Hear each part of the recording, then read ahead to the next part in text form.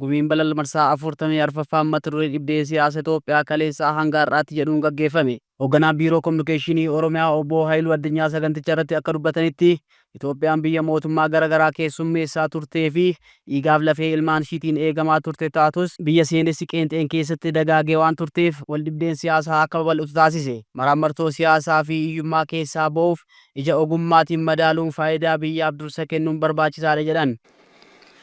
Itoophiyaan biyya sirna mootummaa garaagaraa keessummeessaa fi dhaawataan ijaaramaa dhuftedha. Kana malees biyya birmadummaan ishee wareegama qaalii ilmaan ishee kaffalaniin kabajame, biyya sabdaneetti uummata walooma beekuu fi kabaju, waloonis biyya ijaaru, duudhaa gabbataa nagaa waaressuuf tolu qabdudha. Ta'us duudhaa mandhalee kana sirneessuun hojiirra ooluun laafaa waan tureef dhibdeen siyaasaa akka dhalatuu fi babal'atu taasise. Madaalliin eenyummaa sabummaa fi tokkummaa biyyaalessaa karaa wal faallessuun hojiirra oolaa dhufuu isaatiin seeneffamoonni qeenxee dhugaa sabootaa fi biyyaa moggeessan olaantummaa argachaa wal dhabdeen siyaasaa fayyaalessummaa hin qabne dhalate. Furmaanni dhibdee siyaasaa Itoophiyaa aadaa siyaasaa ilaaf ilaamee dagaagsuu fi waaressuun seenaa fi seenessa qeenxee maqsuun seenessa waloon biyya hundaaf taatu ijaaruudha jedhan. Furmaanni dhibdee siyaasa Itoophiyaa aadaa siyaasaa ilaaf ilaamee dagaagsuu fi waaressuudha.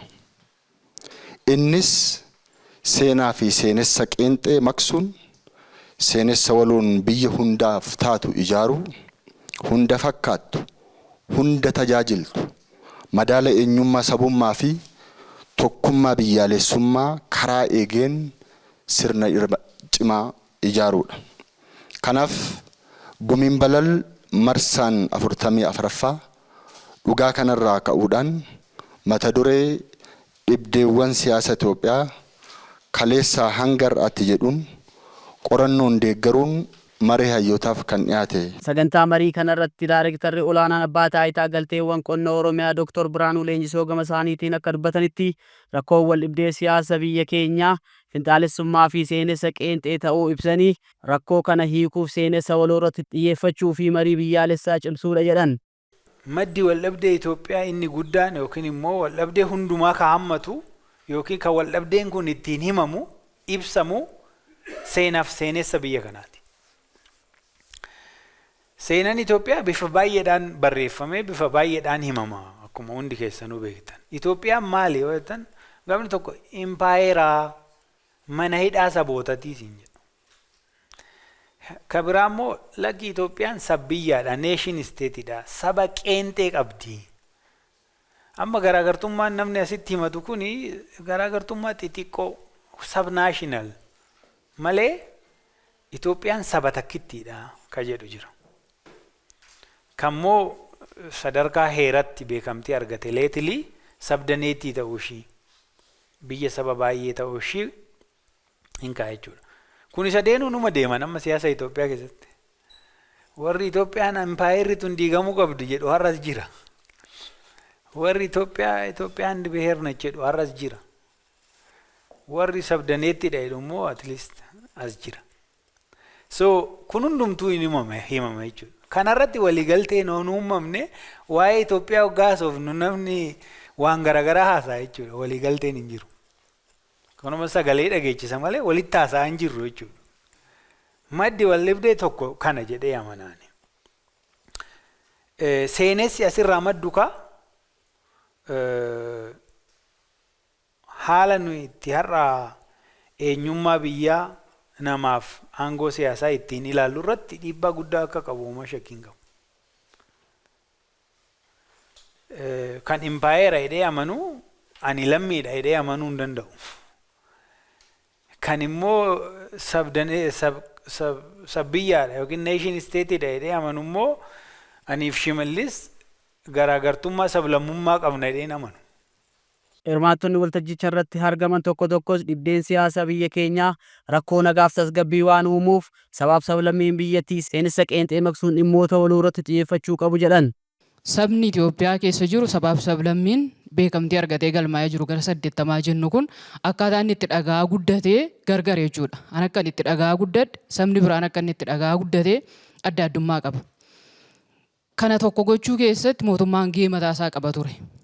Kan biyya gaggeessu mootummaadha waan ta'eedhaaf tokko gochuu gaafa hin jedhu namni hubannoo tokkollee akka inni irratti qabaatu taasisuu irratti akka amma barachaa turre kana irratti Itoophiyaa biyya jennee nuti moggaafanne kuni kanaa jedhanii dhugaa jiru itti himuu irratti mootummoonni darbanii hanqina mataa isaanii hin qabaatu. Kana sababiin jedhuuf mootummaan aangoo qabatee hanga aangoo isaa sana xumurutti akkaataa inni itti barsiisaa ture qaawwaa uumaa ture malee duuchuu irratti xiyyeeffatee hin turre. Sababiin isaa kan inni irratti xiyyeeffatee hojjechaa ture aangoo giddugaleessa godhatee ta'uu danda'a.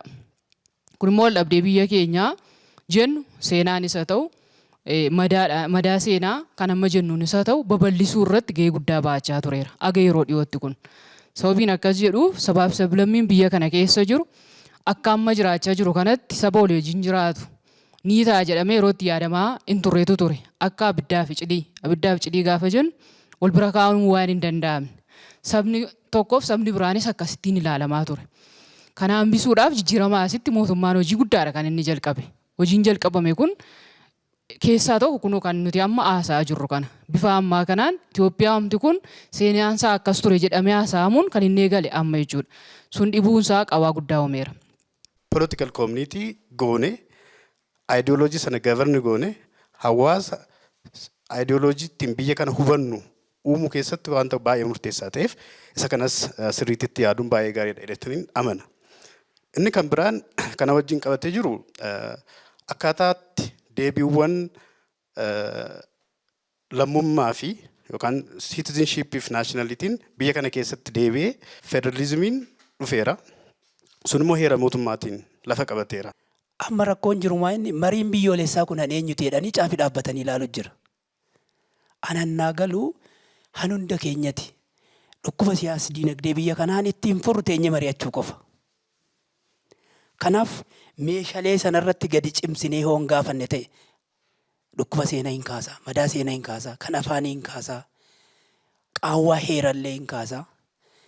So wantumti amma Dr. Biraanuun kaastan kun hundi akka qorichaatti achi keessatti hin argine.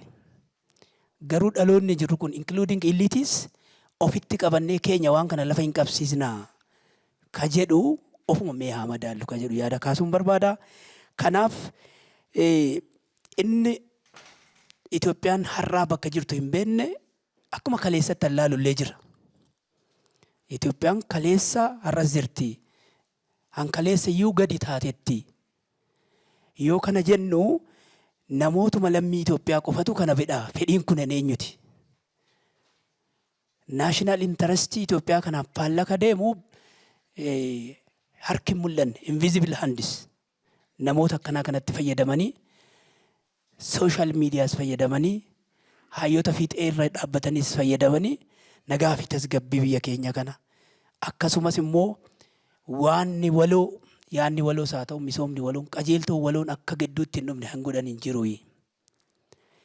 Egaa kun jira jennee yoo amanne ta'e immoo walitti fiduu dandeenya. Garuu immoo namoota wajjin tursiisuudhaaf immoo viizinii wayii qabaachuu qabna.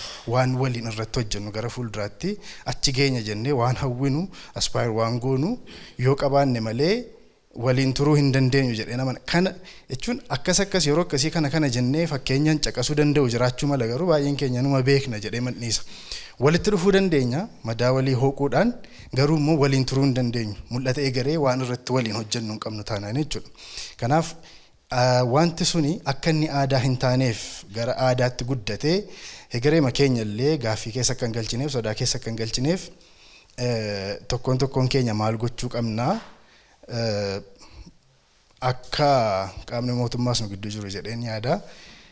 Qaamni mootummaa immoo maal gumaachuu danda'a kan jedhus asumaan gaafachuun barbaada. Dhimma social media irratti social media akkuma tu kaaste intrinsic value qabu. Waan wajjiniin intrinsic value isaa tokkittiin odeeffannoo itti kenname dabarsuudha. waan haqa adda baastu wayii haqa barbaaddu wayii hin qabu faakti cheek waan godhu hin qabu ofiisaati. Kanaaf waanuma nuti itti kennine dabarsa. Amma immoo wantootni baay'een odeeffannoo sobaatitti kenname odeeffannoo sobaa sanaan immoo burjaajiinis walitti bu'iinsis uumamaa babal'achaa jira. Wanta kana to'achuun kan inni danda'amu karaa tokkittiin yoo warri dhugaa dubbatan